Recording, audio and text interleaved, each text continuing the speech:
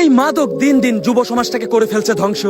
যুবকরাই তো দেশের উন্নয়নের বড় একটা অংশ। বাহিরের দেশ থেকে ভয়ানক মাদক দ্রব্য বাংলাদেশে পাচার করে যুব সমাজে ছড়িয়ে দেওয়া, এটাই হয়ে গেছে অনেকের নিত্যদিনের পেশা।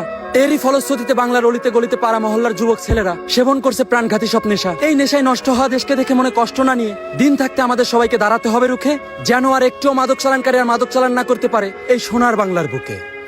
অনলাইনের জোয়া, এ তো জোয়া নাই, যেন ধ্বংসের কারবার। এই জোয়ার জন্য রাস্তায় নামে শত পরিবার।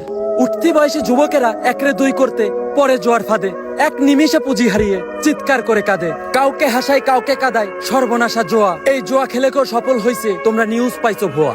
তাদের সিস্টেম কি তো গেম, মিনিটে মিনিটে মারছো টাকা, দেখো একবার পাইলে দুইবার যায়। ভাই কষ্টের টাকা কুত্তাই খায়। দুনিয়ায় স্বার্থ ছাড়া ভালোবাসা একমাত্র মা বাবার কাছেই পাবে।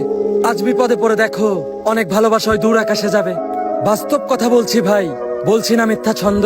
আজ রোগে আক্রান্ত তোমার গায়ে হোক বাজে